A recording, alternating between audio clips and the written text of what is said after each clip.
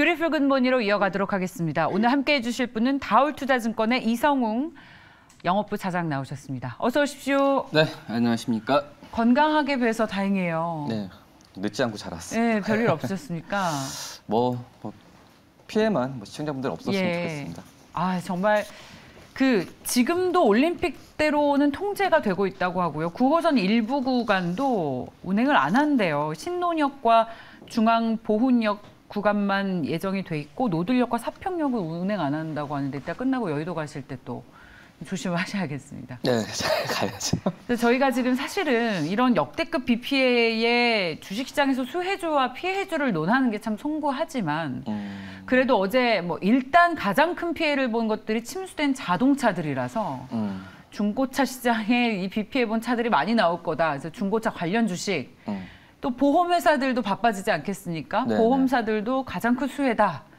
이런 얘기들도 나오면서 시장에서 해석들이 굉장히 많아요. 우리 시청자분들도 오늘 그런 종목들 사야 되는 거 아닌가라는 토론들을 활발히 하고 계시는데.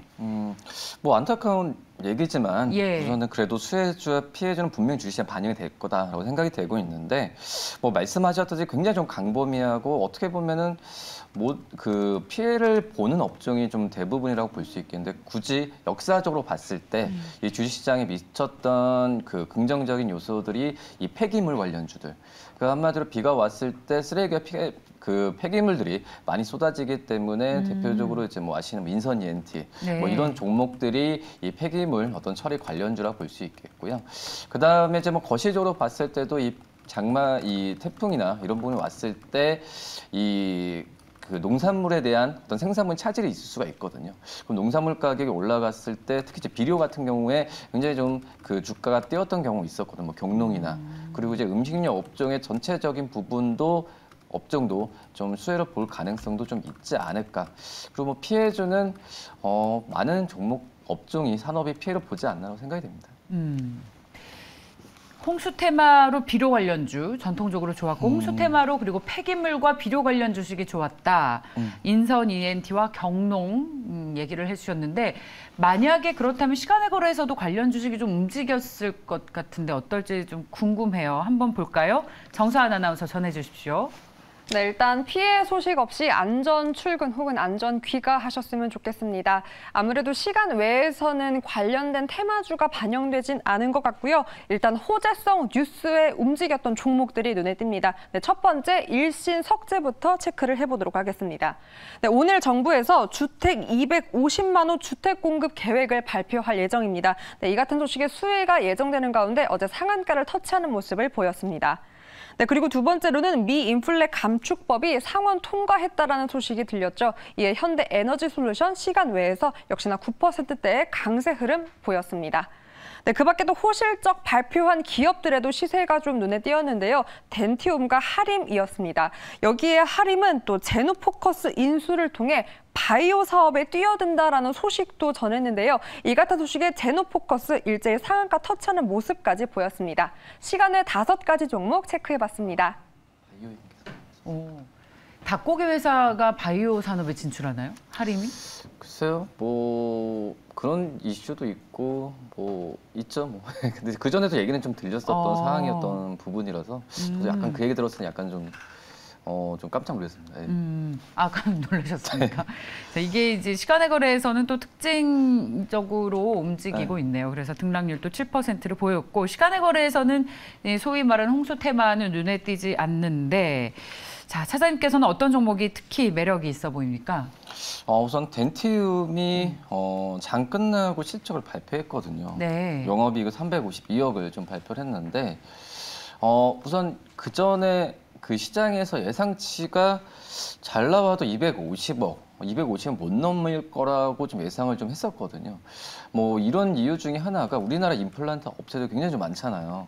근데 특히 덴티움 같은 경우가 중국 쪽 비중이 굉장히 좀 많거든요. 근데 여기에 중국 쪽에서의 상하이 봉쇄도 있었고 원래 그 3월부터 이 러시아 쪽의 수출 부분도 예정이 돼 있었는데 마지막 지정학적 리스크도 있었기 때문에 한마디로 중국과 러시아 쪽 영향으로 인해서 2분기 실적은 잘 나와봤자 250억 근데 250억 이상까지는 못 나올 줄 알았지만은 지금 그 352억을 발표했거든요. 작년 대비해서 108%까지 올랐던 상황인데, 뭐 우선 이슈로도 뭐 레포트도 나오겠지만 저는 제가 본다고 하더라도 이 개인적으로 봤을 때는 그 중국 쪽에서의 임플란트 업체들이 우리나라의 그 기업들의 임플란트 선호도가 굉장히 높아졌다. 그러니까 우리나라 기업들이 중국 쪽으로의 시장 점유율을 점차 이제 캐파를 높여가고 있다는 점이 이 실적으로 좀 증명이 됐던 상황이고요. 뭐 아시다시피 이제 오스템 사태가 있었잖아요. 네. 오스템 임플란트. 예. 그 이후에 어떤 주가적인 흐름으로 봤을 때는 굉장히 좀 낙폭을 빨리 회복했던 상황이 있었거든요. 뭐 이런 부분에 있어서 우리나라 임플란트 업체들이 전 세계 시장 점유율도 높여주고 있고 기술력도 인정을 받는다는 게 이 덴티움을 통해서도 좀 증명이 되지 않았나, 이번 실적을 통해서. 그래서 오늘 덴티움의 어떤 주가도 중요하지만 임플란트 업체들의 전체적인 주가 흐름도 굉장히 좋아질 가능성이 좀 크지 않을까라고 좀 판단되고 있습니다. 예. 자, 한 20년 전쯤? 한 30년 정도 됐나? 한국에서 치과 가면은요, 관련 제품을 독일제가 가장 비싸고 우수했었어요. 그랬던 기억이 있습니다. 그리고 한국에서 그래서 이 임플란트 하시는 분들도 독일제가 제일 비싸서 효도하려면 독일제를 해드리고 네. 그랬었거든요. 이제 한국제들이 너무 많이 좋아져가지고 그럴 필요가 없어졌는데, 그러니까 그 얘기를 하는 이유는 중국과 러시아에서 한국 임플란트 제품이 과거 우리 몇십 년 전에 독일제 보는 것 같은 그런 고급 제품이라는 거예요. 그렇죠. 예. 통쾌해요. 통쾌하죠. 네, 그래서 통쾌한 부분이고. 예, 그래서 중국에서 많이 주시고. 팔리고 러시아에서도 더 많이 팔리면 기대감이 높을 거라고 했었는데, 근데 러시아 전쟁에도 불구하고 이 정도 실적이면 서프라이즈입니다. 네, 근데 예. 여기서부터 본다고 하더라도 이제 어떤 디지털화 된다는 점에서 봤을 때, 그러니까 한마디로 그 전에 디오라고 하면 디오 내비 이거는 좀 아실 것 같아요. 그러니까 임플란트를 그냥 일반적으로 박는 게 아니라 네. 정확한 데이터로 내비 같은 거, 내비게이션 찍어가지고 어디에 정확히 박냐 이런 부분도 기술 같은 경우에도 우리나라 참 업체들이 좀 독보적이거든요. 그렇군요. 당장 어떤 임플란트에 대한 보철이나 이거에 대한 기능보다도 이런 디지털화 된다는 점에서는 우리나라가 전 세계적으로 봤을 때도 가장 앞서 있지 않을까. 그렇기 때문에 글로벌 시장 점유율은 점점 늘어날 가능성이 굉장히 좀 크지 않나라고 생각됩니다. 좋습니다. 자, 임플란트 관련해서 덴티움 가장 매력 있게 보신다라는 말씀을 해주셨고요. 다음은 외국인과 기관 투자자들의 수급 특징 좀 보겠습니다. 정서연 아나운서. 네, 먼저 아까 앞서 말씀드린 이 주택 250만 호 공급 계획이 폭우로 인해서 오늘 예정이었지만 내일로 연기되었다고 합니다. 이 부분 꼭 참고하시기 바랍니다.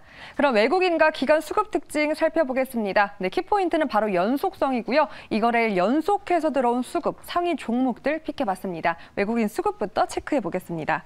네, 일단 요즘 외국인의 수급이 점차 돌아오고 있습니다. 이 미상원의 인플레 감축 법안 통과 소식에 다시금 태조 이방원으로 돌아온 외국인입니다. 네, 먼저 태양광으로는요, 하나솔루션 벌써 일주일째 연속해서 담아내고 있습니다. 네, 그리고 조선주로는 현대 미포조선 12거래일 연속해서 매수를 하고 있고요. LG 에너지솔루션 2차 전지로 선택해서 10일 계속해서 매수를 역시나 취하고 있습니다. 네, 그리고 방산주로는 깜짝 실적도 발표를 했죠. 이 LIG 넥스원을 담아냈고요. 네, 마지막으로 자동차 부품주 만도까지 매수하는 모습 포착이 되었습니다. 네, 기관도 볼까요? 네, 오늘 기관은 장기적으로 애정 공세를 펼치고 있는 기업으로 픽을 해봤습니다. MC넥스부터 살펴보겠습니다. 네, 자율주행 카메라 분야 성장으로 2분기 호실적을 발표했고요. 13일 연속으로 기관이 담아내고 있습니다. 네, 철강주도 꾸준히 사들였네요. 한일철강을 무려 26일 동안 매수를 했습니다. 네, 그리고 지난 금요일부터 이 셀트리온 호실적을 필두로 바이오주 흐름이 좀 개선이 됐는데요. 기관은 HK 이노엔을 선택했고 19일 연속해서 사들이고 있습니다. 다만 어제는 소폭 밀리면서 거래를 마쳤습니다. 네, 그리고 마지막으로 금융 관련주입니다. 최근 외국인 기관 금융주 담아내는 모습 포착하고 있는데요. 네, 기관은 아무래도 이 삼성카드, 우리종금 같은 경우에는 무려 한 달 넘게 43일 연속해서 매수 포지션을 취하고 있습니다. 이 부분까지 체크가 되고요. 외국인과 기관 수급 특징 살펴봤습니다. 야, 우리 종목은 왜 살까요? 이성우 차장님과 잠깐 얘기를 했는데 저희도 이 파악은 해봐야겠습니다만 수익률이 아주 좋진 않은데 일단 기관 투자자들이 계속 매수하고 있다는 거는 좀 파악을 해보면 좋을 것 같고 네. 제가 한 거의 지금 며칠 만에 돌아왔는데 시장의 특징은 변함이 없네요. 태조 이방원 선생 여전히 뭐 이렇게 간사하게 웃으세요. 아, 죄송합니다. 허탕하게 웃어주세요.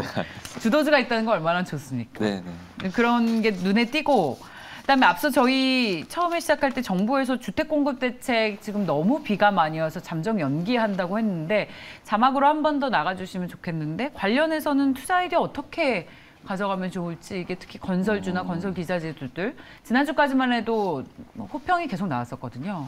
근데 우선 오늘 오전에 발표될 예정이었던 예. 일정 사항이 차질이 비어지는 거고 그 호우 상황을 지켜보면서 다시 발표하겠다는 부분이니까 오늘 그 뭐 등남 뭐 건설주들이 뭐 피해를 볼 수 있다고 저희가 시작 전에 얘기했잖아요. 아마 단기로 오늘 안으로 끝날 가능성이 커요. 아 그래요. 그리고 저도 뭐 호우 상황이나 날씨 부분은 뭐 계속 어떻게 될지 모르겠지만 이거에 따라서 발표할 건 발표할 것 같거든요. 뭐 그러기 때문에 이 건설 업체들이 오늘 떨어진다고 한다면 특히 이제 그 건설 업체들 중에서도 플랜트보다는 주택 쪽에서의 브랜드나 그 건설 업체들이 사업 부분 집중되는 건설업체 있거든요. 특히 GS건설.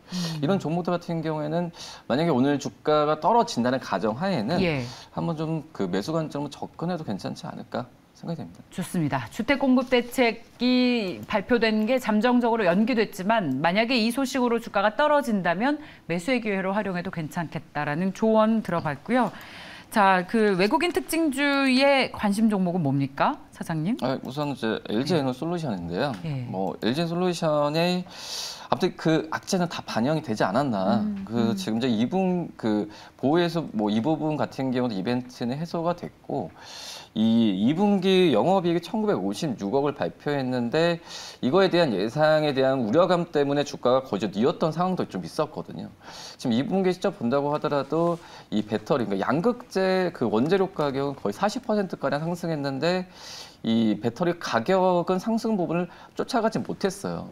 뭐 그런 점에서 이런 2분기 실적이 2천억 이하가 나왔지만은 좀 간단합니다. 뭐 3, 4분기 때는 이 원재료 가격 상승이 배터리 가격 상승으로 이어지는 부분이고 또 이제 뭐 중국과 유럽 쪽에서의 수요 부만 정상화. 그러니까 너무 많이 안 팔려도 돼요. 네. 그 점만큼만 정상화만 돌아온다고 하더라도 충분히 3분기 때 영업이익은 3천억 이상, 그리고 4분기 때는 그 이상으로 좀 보고 있는 상황이기 때문에 이 LG 에너솔루션 같은 경우가 지금 갈 수밖에 없는 상황이지 않나, 주가가. 예. 그렇기 때문에 지금 현재 부분 쪽에 가격 쪽에서는 충분히 메리트가 있는 구간이지 않나라고 좀 생각합니다. 뭐 얼마까지 보세요? 상장 이후에 사실 그렇다 할 상승을 주질 못했어요. 지금 네. 제일 두꺼운 매물벽이 딱 지금 가격대입니다. 44만 7천 원, 45만 원대. 아마 지금 증권사들 같은 경우가 지금 50만 원과 50만 원 초반을 제시하고 있는데 저는 더 올리지 않을까. 그렇기 때문에 지금 현재 매수했을 때는 1차적으로 본다고 하더라도 50만 원 10% 우선 강하게 50만 원 정도 목표 제시하는데 저는 이제 목표 주가 50만 원 오면은 차익을 해라, 팔아라 이게 아니라 다 좋으니까 간 거잖아요. 50만 원까지. 추가적인 매수 기회를 할 수 있는 그런 가격이 50만 원이지 않나. 이렇게 좀 그 목표 주가를 해석하셨으면 좋겠습니다. 최소한 50만 원 간다. 충분히 더 올라갈 수 있다. 50만 원 갔다는 게 네. 좋으니까 갔다는 게 확인됐으니까 네. 좋으면 주가 간다는 부분이 다시 믿고 또 추가 매수 네. 이런 식으로 생각하시면 될 것 같아요. 네, 믿고 더블로 갑니다. 기관 특징주. 기관 특징주. MC넥스 관심 있으시다고요? 네, MC넥스가 어떻게 보면은 가장 큰 이제 삼성 갤럭시의 수혜주잖아요. 하지만 이 상반기 때 본다고 하더라도 이 스마트폰 관련주들 중에서도 아이폰 관련주들에 많이 밀렸던 상황이고 그 MC넥스 같은 경우가 지금 스마트폰 관련주로서 어떤 주가 연동되지만 이제는 이제 전장 쪽으로 좀 많이 비중이 높아졌거든요. 물론 이제 지금 스마트폰으로 삼성전자 쪽에서 매출 비중이 60% 과반수 이상을 차지하지만 지금은 이제 전장 쪽과 현대모비스 쪽으로의 비중 부분이 좀 많이 올라오고 있는 상태이기 때문에 이 MC넥스의 뭐 언팩 행사, 언팩 행사 여러 가지 부분보다도 이 전장 쪽으로의 어떤 사업 부분 진출에 대한 매출 인식 이 부분을 좀 생각을 하셨으면 좋겠어요.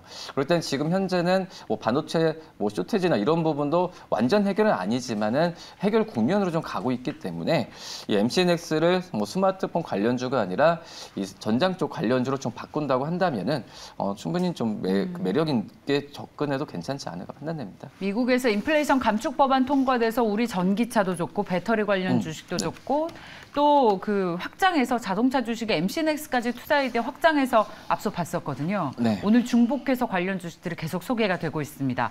자, 다음은 사모펀드 순매수 특징주 보겠습니다. 전해주십시오. 네, 사모펀드는 상대적으로 위 기관 외국인보다 절대적 단기적 수익을 지향합니다. 사모펀드 특징 종목 체크를 해보겠습니다. 어제까지 카카오 그룹주에 좀 애정 공세를 펼쳤다면 오늘은 좀 변화가 있습니다. 바이오주에서도 사모펀드의 변심이 엿보이고 있는데요. 어제 그제 알테오제를 담았다면 어제는 셀트리온 헬스케어를 매수 우위를 보였습니다. 네, 그리고 카카오 그룹에서 바로 이 하나 그룹으로 포지션을 바꿨습니다. 하나 에어로스페이스를 담아냈고요. 하나 솔루션까지 매수를 취했는데 이렇게 방산주에도 관심을 보이는 움직임도 포착이 되고 있습니다. 네, 외국인과 포지션이 같죠. LIG 넥스원 역시나 사들이는 모습 포착이 되었습니다.